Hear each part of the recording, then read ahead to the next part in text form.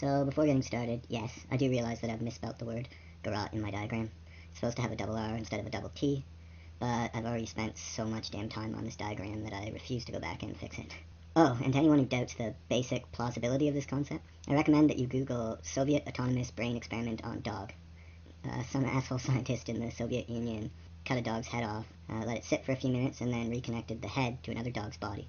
Then the severed head came to, and the dog's face responded to all sorts of stimuli in much the way one would expect a dog's face to respond. Yeah, I actually don't recommend that you Google it, because it's really disturbing. And whatever you do, don't watch the video. It's really quite sad. So this is a medical device that's intended to keep someone alive who's been shot or stabbed or had his leg torn off or experienced some other injury that's led to serious blood leakage at some site on his lower body, below the neck. I gather that with these sorts of traumatic accidents, when someone dies before they get to the hospital, or even after they've gotten to the hospital, it's usually because they've lost so much blood that the brain is finally completely deprived of oxygen. And though other organs can usually wait it out for a bit, the brain goes down fast without oxygen, and the damage done is irreparable and irreversible.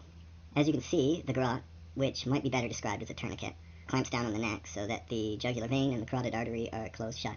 Yes, in homage to a technology first trial on the Titanic, the garrote creates two separate compartments for liquids in the body.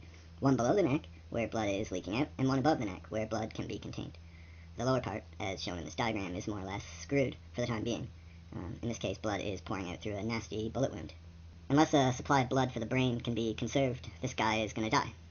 Enter the garrote, whose goal is to conserve this blood supply to the brain, providing paramedics with the time needed to get the guy to the hospital, where surgeons can do whatever they need to do to stem the blood loss below the garrote, open the whole rig back up, and get this fellow back to his family where he belongs.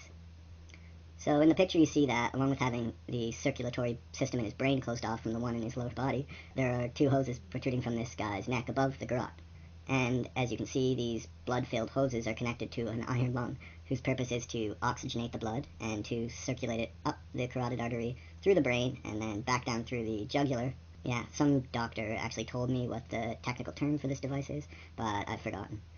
Anyway, those in the know do not refer to it as an iron lung. As you can also see, the blood hoses sit inside of a separate suction hose system, whose function is to create a suction seal around the puncture points on the neck. I could go on about the suction seals because these are actually pretty central to the possible safety and practicality of this concept. But to get a full understanding of these seals, you should consult my most recent earlier post. Using the suction-based seal proposed in that post, I'm pretty sure that paramedics would be in a position to safely slit someone's throat while driving. And I'll concede that's more or less what I'm proposing they do here. These seals operate in much the same way as a normal household vacuum does when touched to the skin. In this case, though, the suction is far stronger, and unlike other types of seals, it can be established in a split second, and once established, won't ever release until the vacuum is turned off. Okay, so that's that. Temporarily cutting off the head from the body to preserve life.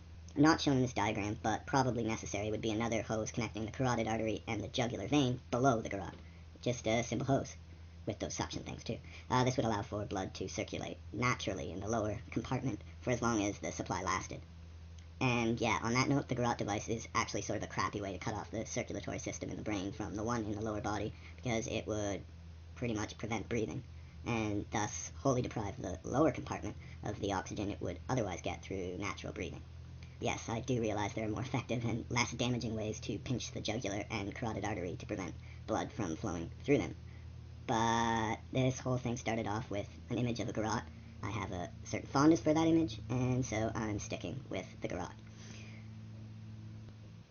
I somehow sense that the suction seal system itself is of greater practical use, but I couldn't resist presenting this garrote concept too. As a matter of fact, the concept for the suction seal arose as a solution to the issue of safely stabbing into someone's neck on a bumpy road. Now, if the idea of paramedics doing this seems insane, I still think it might be of use to surgeons who also sometimes often need a bit of time to get blood loss of this sort under control. On the other hand, if it were of use to surgeons, I sort of think that one of them would have thought it up already, and as such that I'm describing something that already exists, or else that was both proposed and dismissed long ago. With respect to the suction seal concept, I can't say I've ever seen it being used on TV, but yeah, this doesn't necessarily mean that it doesn't already exist. And so as far as use by paramedics is concerned, this whole concept is definitely pretty extreme. Someone would definitely need to be pretty much moments from death before the risks would outweigh the potential benefits. And honestly, I still don't quite know what those risks and benefits are. Just tossing this out there. And yeah, for the same reason, the expense of provisioning paramedics with such a device would probably be prohibitive relative to the benefits. But I don't think this caveat would apply to ERs. Whatever, at least it's still sort of funny, and at least it still made me laugh.